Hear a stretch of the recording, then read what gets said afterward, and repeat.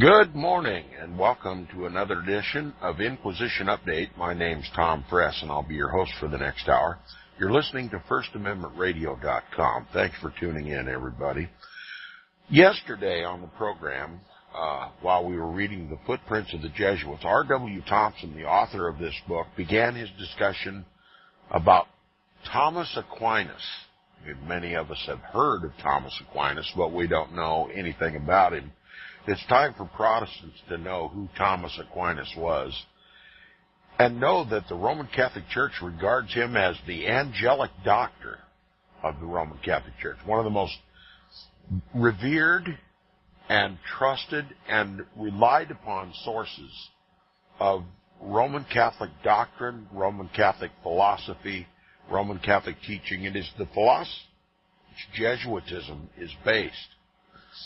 And wrapping Thomism, or Thomas Aquinas' theology and philosophies in a nutshell, it is this: that the papacy is the divine law. Okay? The papacy is the divine law. And whatever civil laws in the world that violate the divine law, that is the Pope, are null and void. That no law that violates the divine law or runs contrary to the divine law, that is the Pope, may be obeyed. Or they may only be obeyed until such time as these laws may be overthrown, when it becomes expedient and safe for Roman Catholics or the Roman Catholic Church to overthrow these laws. And R.W. Thompson is showing us the significance of this Thomistic thinking with regard to our Constitution, our Bill of Rights, and our entire way of life here in the United States of America. The papacy has declared long ago that the form of government enjoyed in this country is violative of the divine law, is violative of the Pope's temporal and spiritual power, and it's heretical, and that it is the duty of the Roman Catholic Church to exterminate heresy. Now, this bodes for the ultimate overthrow of the government and our Constitution and our Bill of Rights and Protestantism, which is the foundation of all of it. So with that brief explanation or preview for today's program, we'll begin where we left off yesterday on page 412, if you're following along, halfway down the page. And we're speaking of Thomas Aquinas here. He says he repeats that unjust laws are, quote, not binding on the conscience, unless for fear of creating scandal or causing greater evil. That is to say that in certain cases an unjust law may become obligatory. In other words, it must be obeyed, but not by virtue of any duty which it imposes, but from motives of prudence, unquote. Now, I want my listeners to keep in mind, as I continue to read this Jesuitical equivocation with regard to obedience or disobedience to the civil laws, the Constitution, and the Bill of Rights of this country, and just remember what we learned from the book The Ark and the Dove by J. Moss Ives. You see, unlike any other Roman Catholic establishment anywhere else in the world throughout the history of the Roman Catholic Church, never was religious liberty tolerated. The papacy has made nearly a 1,500-year career of destroying, quote-unquote, heretics for believing differently than the Roman Catholic Church.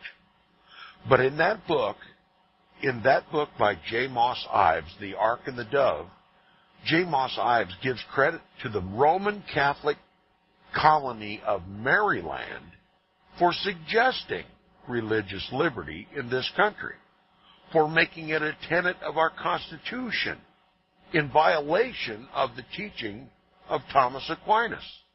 and of the 1,500-year history of the Roman Catholic Church. The Maryland colony was unique to any other Roman Catholic institution anywhere in the world. And it claims credit for what we know today as religious liberty and separation of church and state, as though it were a Catholic idea, which is absurd on its face. But there's a caveat, and this part that we're reading right now in this book explains it. As we suggested even at the time when we read that book, The Ark and the Dove by J. Moss Ives, that this idea being boasted by Roman Catholics as being the originators of the idea of religious liberty and separation of church and state by the Roman Catholics in the Roman Catholic colony of Maryland was simply an expedient, given the fact that at the time of the Maryland colony, Roman Catholics were an extreme minority of the population. Less than 0.1% of the population of this country were Roman Catholics, and they congregated in Maryland. So they were surrounded, virtually surrounded by Protestants, overwhelmingly surrounded by Protestants. And already English history reveals that were the same situations to occur in the United States or in the colonies at that time that occurred in England, those Catholics would have been wiped out. If they would have tried to assert the Pope's temporal power on the rest of the colonies, there would have been our first civil war before the Revolution was even consummated. And the Catholics knew that. And the Jesuit priests who attended them on the Ark and the Dove knew that. And they gave explicit instructions for the Roman Catholics on board the Ark and the Dove. Don't make any issue with Protestants. Don't rile up their Protestant sentiments. Do not assert your Roman Catholic prerogatives. Do not assert that the Roman Catholic Church is the one holy Roman Catholic and Apostolic Church outside of which there is no salvation. Do not call Protestantism heresy to be extirpated and annihilated, because we're in an extreme minority in the colonies. We may have had a fighting chance in England, but we wouldn't stand a ghost chance in Hades of surviving in the colonies if we were to assert ourselves, our historic role in the world as Roman Catholic, to put down heresy. And so they applied the Thomistic philosophy of acquiescing to a law that contradicted the temporal power of the Pope. Religious liberty, freedom of speech, freedom of the press, always forbidden by the Roman Catholic Church. It was an expedient in order to survive until Roman Catholicism could grow and prosper in this country, eventually, little by little, gaining control of the government, and then to overthrow that government. There's also the claim in the Ark and the Dove that the Roman Catholic colony of Maryland literally established our of government, that they own it. Being the creators of it, they own it. And they may change it at any time, because it is theirs. Okay?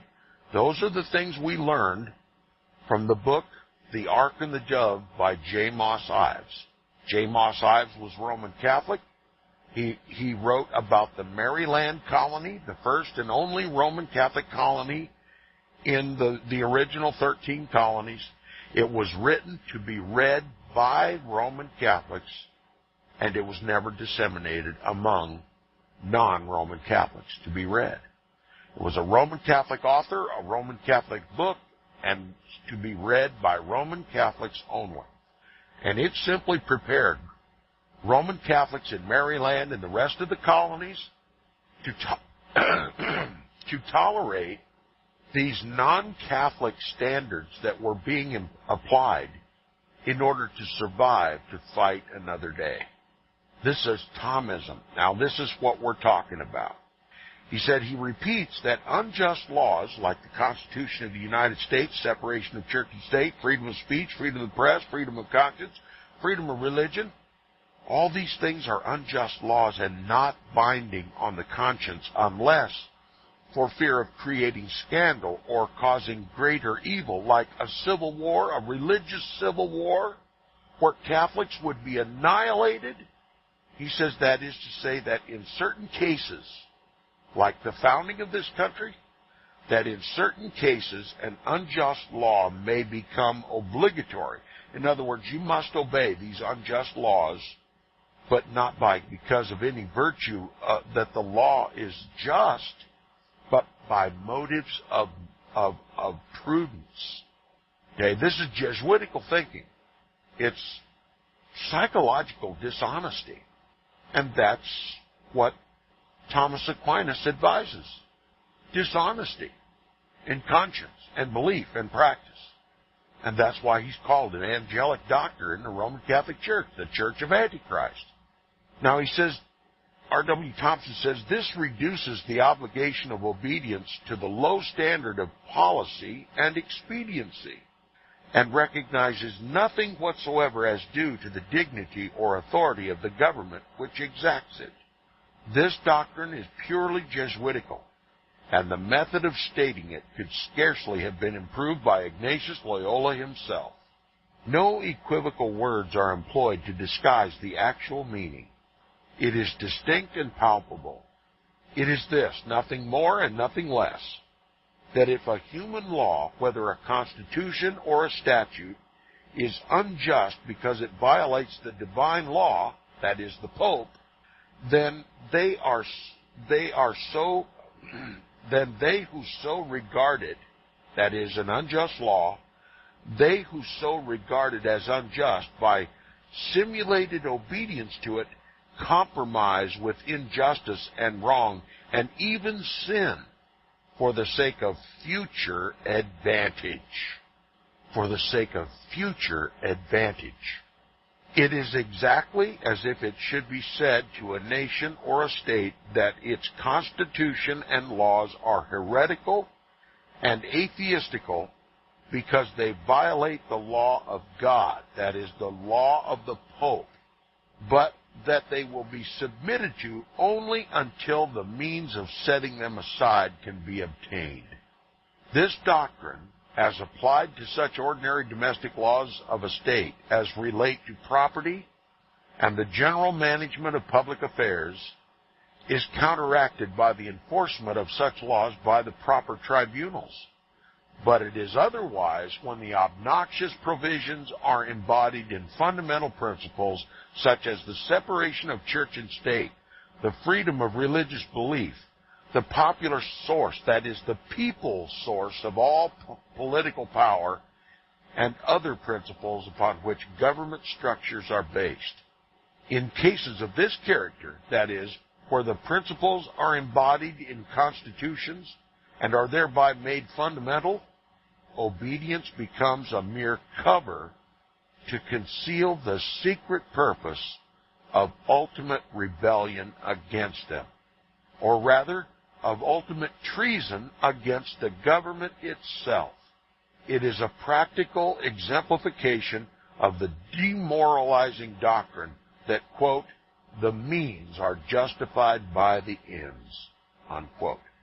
This is the doctrine which the Jesuits openly and boldly inculcated in India and China, when they became Brahmins and worshipped idols, and persisted in these unchristian practices in contemptuous defiance of the repeated mandates of the popes until their absolute suppression and abolition became a necessity to the church.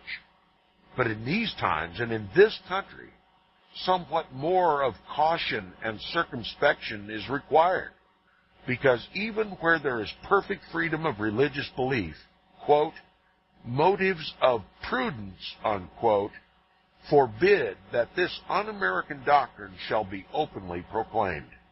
The motive, however, that existed then is the same that exists now. That is, to accomplish by indirect means, and stealth an ulterior end which prudence requires to be hypocritically concealed.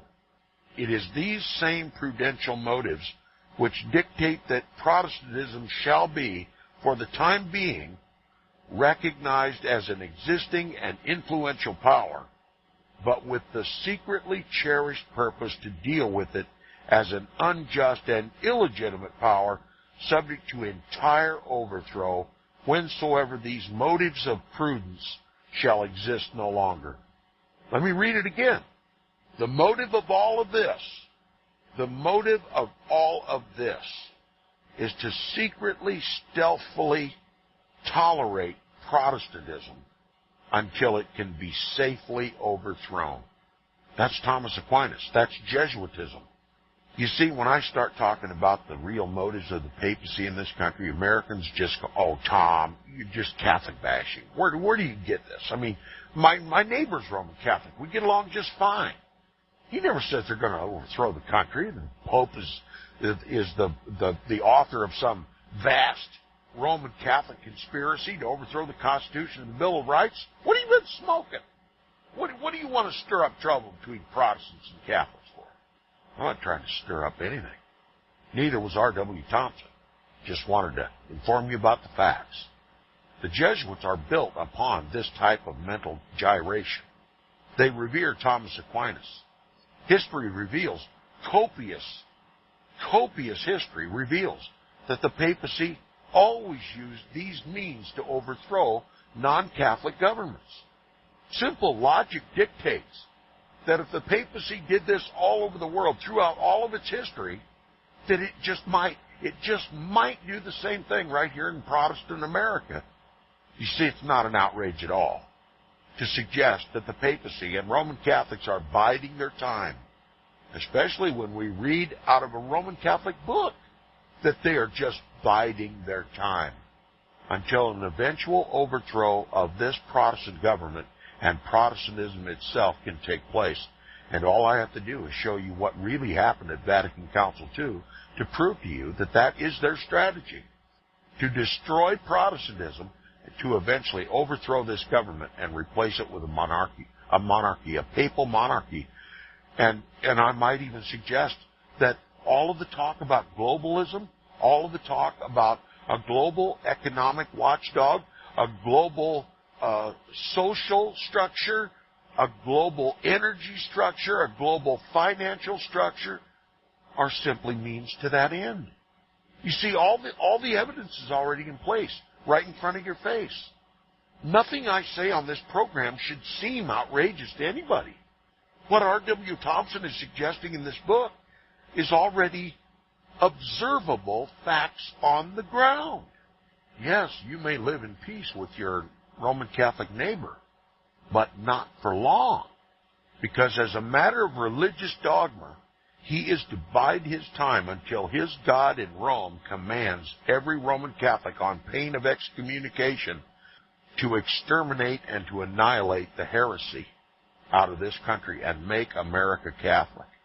And even still, people will say, "Tom, that's outrageous. That can't happen." It has happened for 1,500 years. Untold millions of Bible-believing Christians have been exterminated by the most gruesome and cruel and despicable means, simply because they stood in the way of the papacy and his temporal power, the expansion of his temporal power. And just because our history books don't record these things anymore, just because they're not taught in our public school system, just because they're no longer taught in our Protestant churches, doesn't mean it didn't happen that way. Look, it's to the point, after 10, 12 years of day and night research into these matters, it would be an absolute, incalculable freak of history if Rome didn't have the same intent for this country that she had for every other country in the world.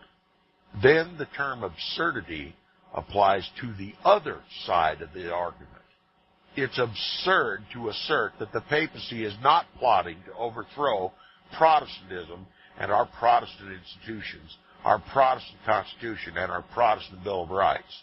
It is absurd to suggest that the papacy no longer considers himself to be the vicar, the replacement of the Son of God on earth, and that he has the divine right to rule every man, woman, and child on the planet.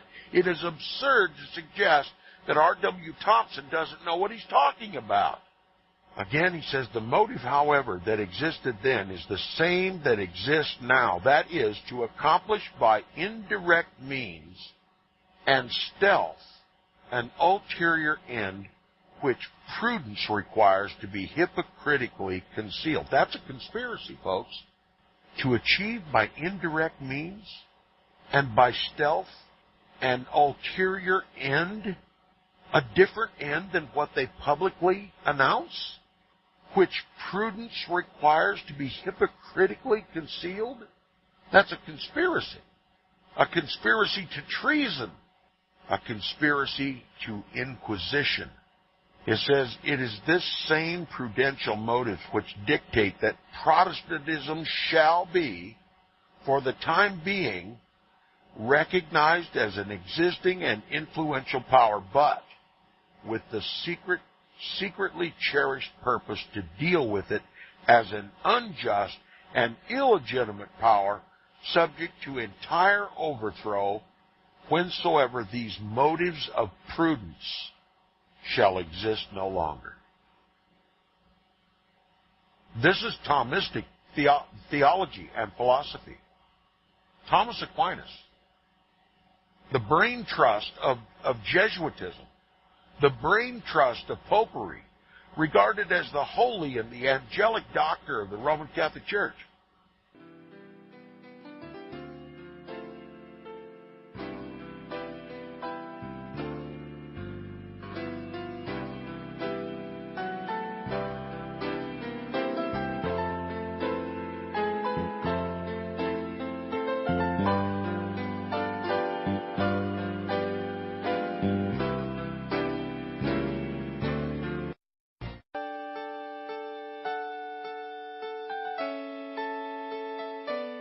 The program you are listening to is 100% sponsored by you, the listener, on this First Amendment Rights Media channel. You will notice that there are few commercials on this radio network. There's a good reason for that. Corporate advertising dollars come with strings that limit program content. So without your help, these programs cannot continue on Internet or our several affiliates. If you benefit by the educational law programs, we ask you to give.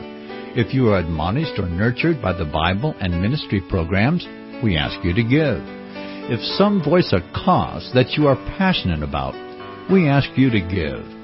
If you believe in any of these, we ask you to support them as you would a missionary on a continual basis, as if giving a tithe for missionary radio. These programs are not commercially viable and must be supported by those faithful to the cause of truth. Look for the button to sponsor your favorite programs at our listen and schedule pages on the Internet. Then, when you subscribe, we will send you the last quarterly MP3 CD of that program immediately, and continue to do so with each new quarter. We will also give you unlimited archive access to all of our programs. We're asking you to give much less than a tithe, so that you may also send support directly to a particular program host, cause, and anywhere else the Spirit may lead you. Do all to the glory of our God and Creator, for His holy nation, the only kingdom that will last forever. Thank you for listening.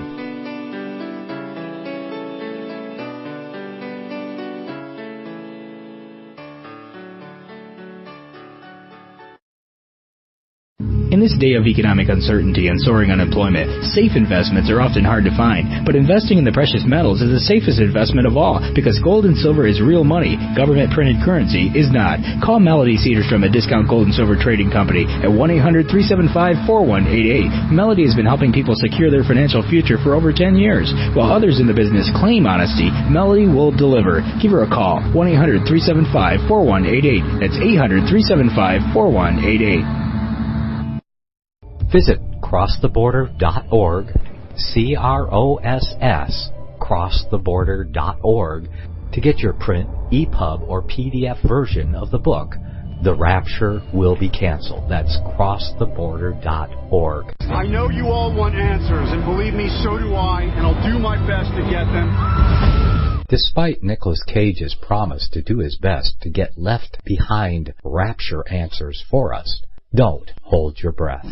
Not everyone believes Left Behind is true prophecy. Some may even regard as conspiratorial the mainstream re-release of the Left Behind movie with actor Nicolas Cage portraying the main character as an attempt to further reinforce in the minds of all this perception of false prophecy in order to condition the masses for the play about to begin. If you want true Bible prophecy answers, get the book, The Rapture Will Be Canceled. The author exposes the Latin rapture origin, the 7-year tribulation deception, true Bible revelation of Daniel's 70 weeks, the abomination of desolation, the restrainer, America in the Revelation, the image of the beast and the mark of the beast, and the truth about God's chosen people, and so much more about Bible prophecy. This book will shatter the Left Behind paradigm of future events. Get the book, The Rapture Will Be Canceled. Visit crosstheborder.org, CROSS, crosstheborder.org, to get your print, EPUB, or PDF version of the book, The Rapture Will Be Canceled. That's crosstheborder.org.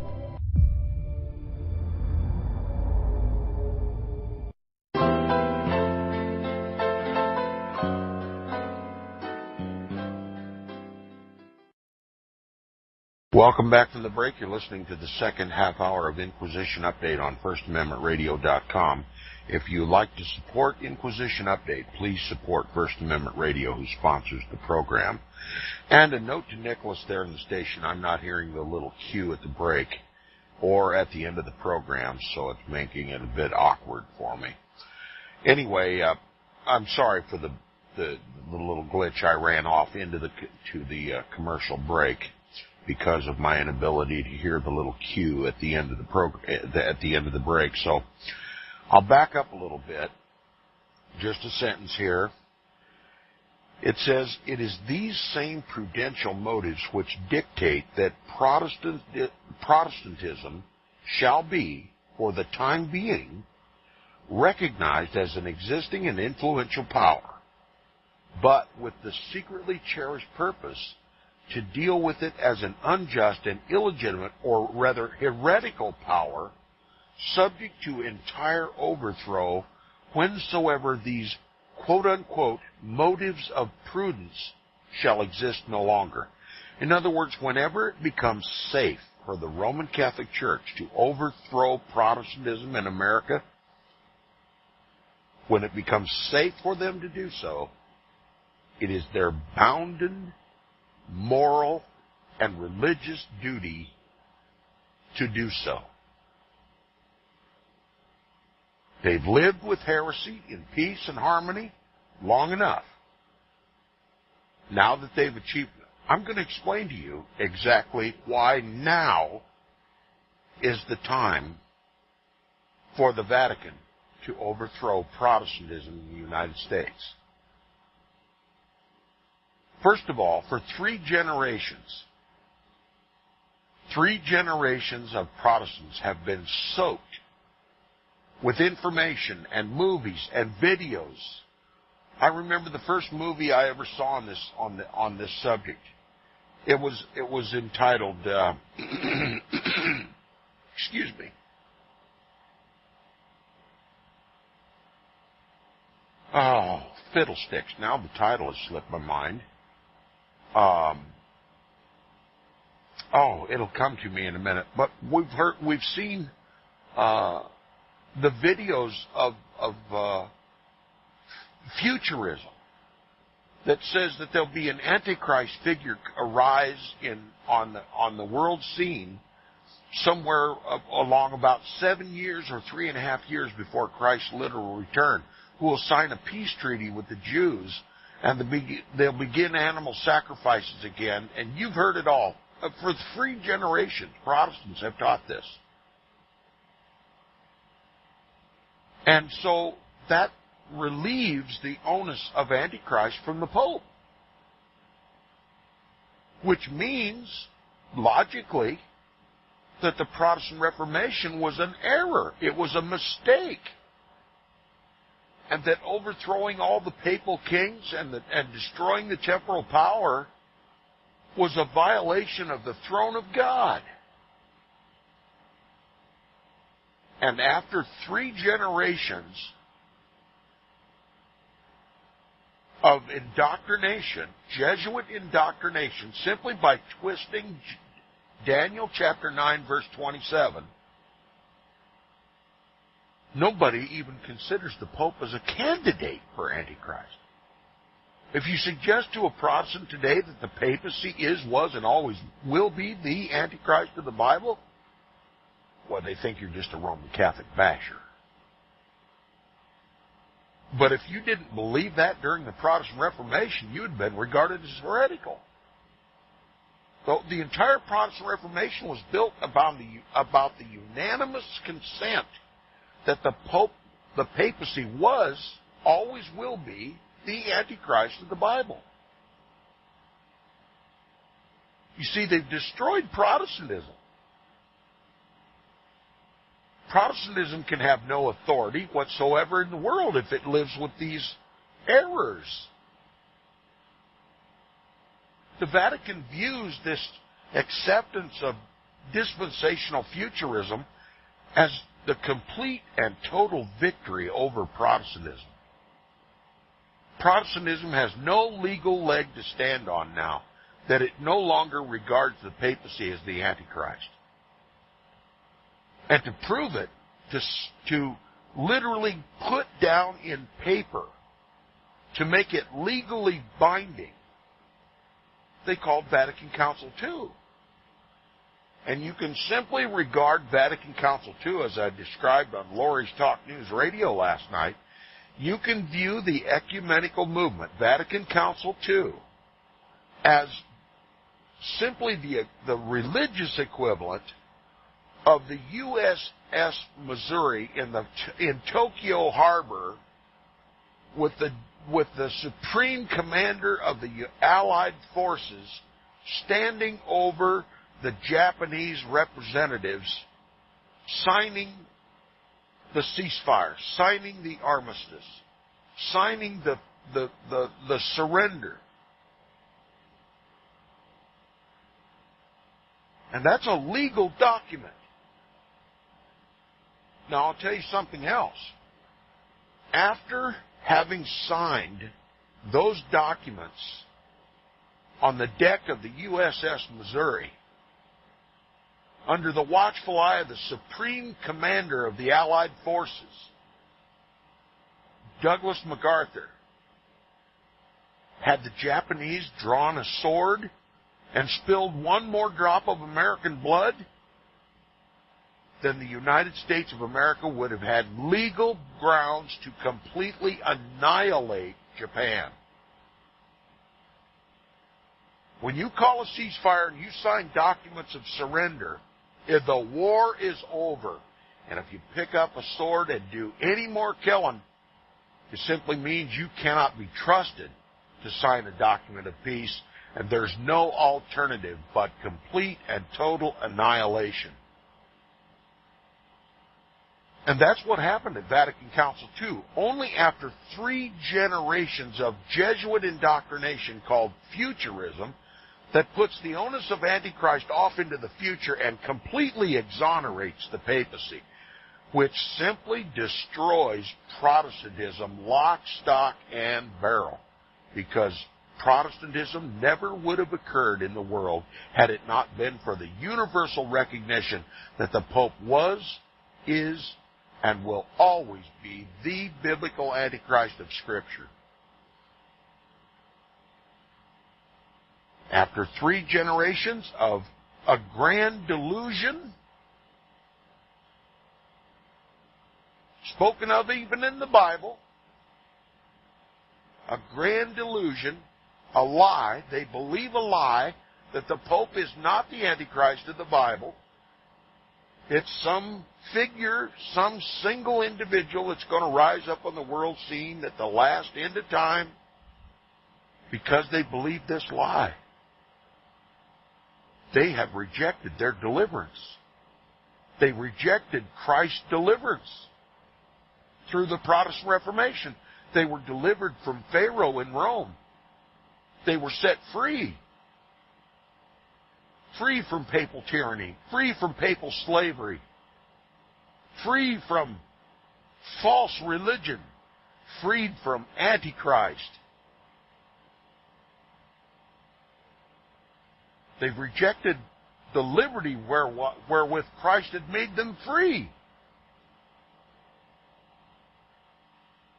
And they simply surrendered to the Antichrist. Completely defeated. And the papacy has every legal and moral right to exterminate anybody, any Protestant now who reneges on the armistice and picks up the sword again against Roman Catholicism. See, that's the jeopardy that the ecumenical evangelibellies placed me. They surrendered to Rome without my consent. And Rome sees that I am bound to that armistice, that I am bound by the terms of that surrender, and that they may legally, by force me to eat the Jesus cookie at the Mass with all the other ecumenical evangelibelli Roman Catholics, that I bow down and worship a Pope and obey his every word, and to bow to him for simple health care. That's what the ecumenical movement did to me. That's what the surrender of Protestantism did to me. That's what futurism did to me. Well, I'm not laying down my sword. Nobody's going to surrender for me. I have a king. He is supreme, autonomous, and holy. I owe no allegiance to anyone but him. And I have a moral religious obligation to denounce his counterfeit as Antichrist. No Thomas Aquinas will be spoken here at Inquisition Update. No equivocation or mental reservation or expediency or prudence will be observed here at Inquisition Update. And I don't care what the ecumenical evangelibellies did. They can surrender themselves if they like, but I'm manning my battle stations. This war isn't over till Christ wins it. This war isn't over until Christ puts an end to it. I don't seek peace or unity with the biblical, historical, and prophetic Antichrist of the Bible, the Pope of Rome. I don't even seek to negotiate with him. We've got to repent of ecumenism. If you're going to an ecumenical church, the clock's ticking. How long God will suffer this ecumenical movement, I do not know, but I'll tell you one thing, I won't suffer it one more second. The Roman Catholic Church, from the very foundation of the Maryland colony, insisted that they would just deal with Protestantism peacefully until the time would come when they could destroy it. That was written by a Roman Catholic pen. It's dripping with Jesuit philosophy, Thomas Aquinas philosophy and theology. And everything that he suggested now are visible facts on the ground. It can't be wrong. R.W. Thompson continues, he says, Thomas Aquinas announced his theological doctrine with perfect freedom because in his time, the Middle Ages, the Dark Ages, the sovereignty of the popes were undisputed. And Balmus, the personal historian of Thomas Aquinas, was but little less restrained in repeating them in Spain when his great work was written.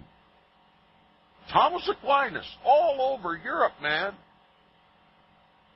Jesuitism was preached everywhere. It says, with neither of them were, quote, motives of prudence, unquote, so controlling as they now are among those who accept their teachings in the United States. Therefore, Balmus was careful to point out the method of determining when laws and constitutions are so unjust that they may be covertly destroyed or disobeyed. by evasion or otherwise, while ostensibly acquiesced in.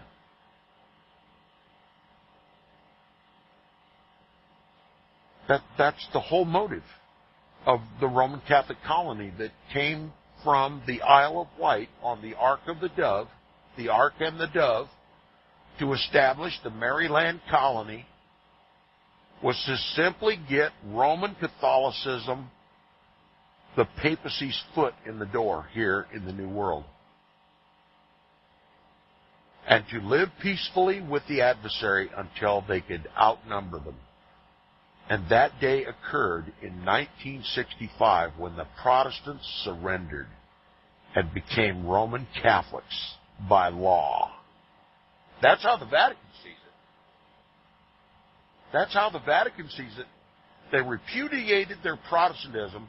They repudiated the idea that the papacy is, was, and always will be the Antichrist, to accept some future Antichrist, and therefore destroyed the very foundation of the Protestant Reformation. In just one fell swoop, they renounced the entire Protestant Reformation. And now the Vatican expects these ecumenical evangelibellies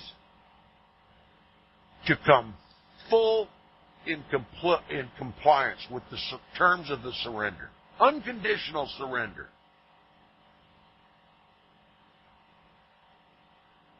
And to not tolerate any more voice among Protestants insisting that the Pope is the Antichrist. That's why when I discuss these things on amateur radio, for 10 years every night, for hours and hours on end every night on amateur radio, it was the Protestants who were against me. It was the ecumenical evangelibellies who were against me. They said, Tom, you're a divider, not a uniter. They said, that's no way for a Christian to speak. You know, the truth of the matter is, if Christ ever came back, they would crucify him all over again.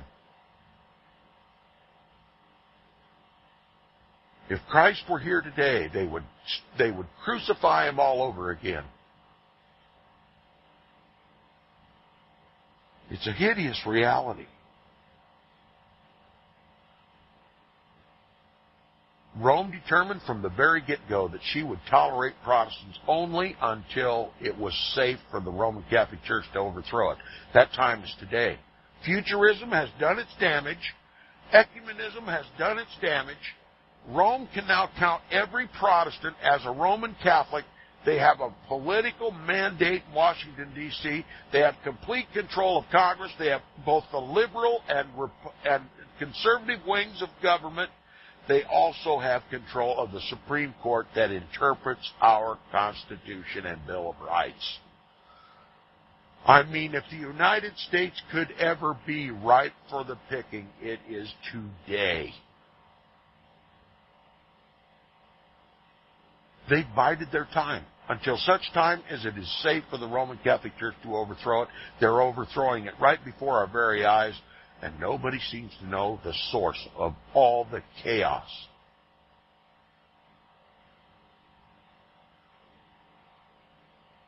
When it should be absolutely, starkly evident to everyone who reads the Bible. Continuing, he says, quote, laws may also be unjust in another point of view when they are contrary to the will of God, unquote. You know what the will of God is? It's whatever the Pope says, according to Thomas Aquinas. Laws may also be unjust in another point of view when they are contrary to the will of God, and, quote, with respect to such laws, it is not allowable under any circumstances to obey them, unquote. So which is it? We tolerate these unjust laws, covertly plotting against them. And then there are laws when it's just simply a matter of moral, religious dogma to disobey them. Laws may also be unjust in another point of view when they are contrary to the will of God, and with respect to such laws, it is not allowable under any circumstances to obey them. See where the Pope's going?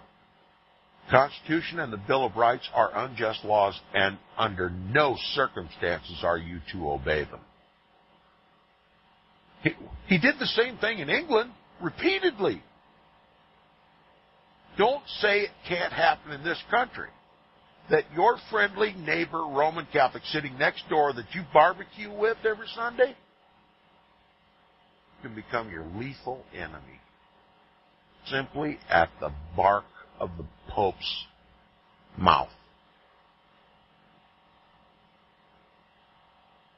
He says all governments guilty of the offense of enacting such laws are to be considered as having usurped faculties which do not belong to them, and are to be told flatly and unequivocally, when prudence will permit it, quote, thy laws are not laws, but outrages. They are not binding in conscience, and if in some instances thou art obeyed, it is not owing to any obligation, but to prudence, unquote. Applied practically, this papal and Jesuitical doctrine amounts to this. Under our civil institutions, our Protestant institutions, that one who has taken the oath of allegiance to our government is justified in not feeling under any obligation to obey the Constitution and laws in their American sense and spirit, but only insofar as may comport with the ulterior purpose to violate both, to whatsoever extent their principles shall conflict with the divine law as defined by the Pope. The proposition is easily illustrated. The Constitution confides in the Supreme Court of the United States the duty and authority to decide upon the validity of all of our laws when they are alleged to be invalid. In other words, the purpose of the Supreme Court of the United States is to interpret the Constitution. And for the first time since the founding of this country, Roman Catholics occupy the Supreme Court. 6 of the 9 are Roman Catholics. And if that isn't startling enough, stop to realize that for the first time since the founding of this country, there is not one single Protestant on that court. The Constitution confides to the Supreme Court of the United States the duty and authority to decide upon the validity of all our laws when they are alleged to be invalid. So what if the Pope says the Constitution is invalid? And he's got the Supreme Court stacked with Roman Catholic papists, as it is today. He says that tribunal has, ever since the beginning of the government, recognized church and state as separated. It also recognizes the absolute freedom of religious belief and the people as the sovereign source of political power, all of which is obedient to the Constitution. Anything to the contrary would undoubtedly be a step in the direction of upturning the government and putting an end to the republic. That's exactly what they intend to do. They've already got the Supreme Court stacked.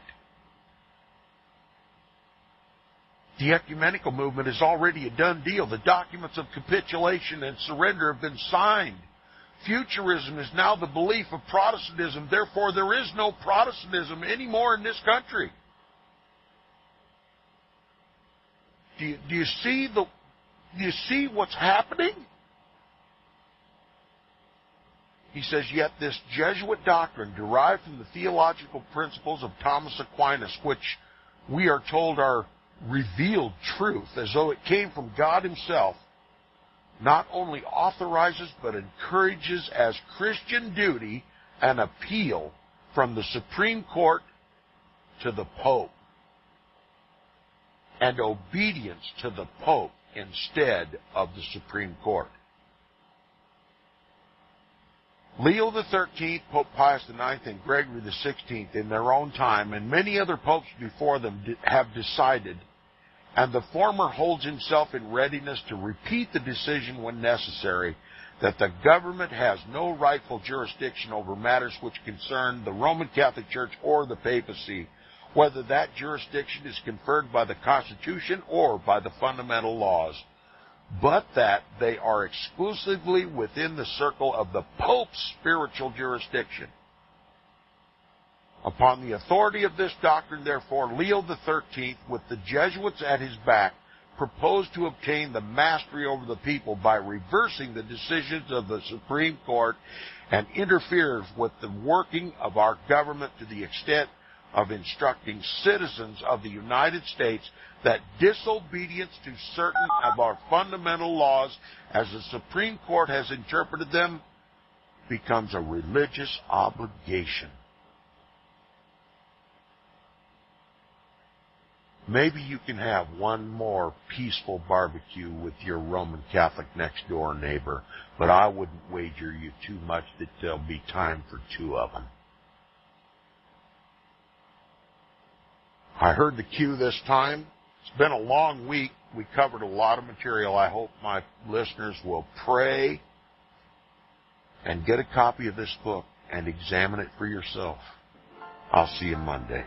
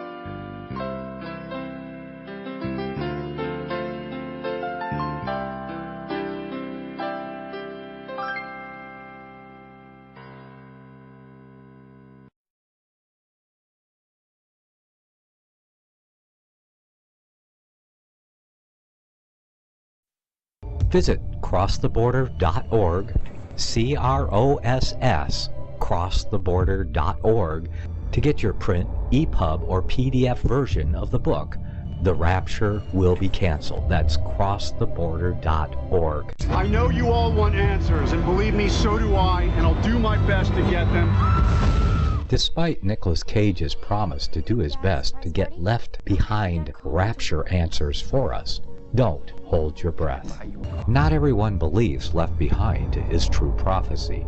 Some may even regard as conspiratorial the mainstream re-release of the Left Behind movie with actor Nicolas Cage portraying the main character, as an attempt to further reinforce in the minds of all this perception of false prophecy, in order to condition the masses for the play about to begin. If you want true Bible prophecy answers, get the book, The Rapture Will Be Canceled. The author exposes the Latin rapture origin, the 7-year tribulation deception, true Bible revelation of Daniel's 70 weeks, the abomination of desolation, the restrainer, America in the Revelation, the image of the beast and the mark of the beast, and the truth about God's chosen people, and so much more about Bible prophecy. This book will shatter the left-behind paradigm of future events. Get the book, The Rapture Will Be Canceled. Visit crosstheborder.org, CROSS, crosstheborder.org, to get your print, EPUB, or PDF version of the book, The Rapture Will Be Canceled. That's crosstheborder.org.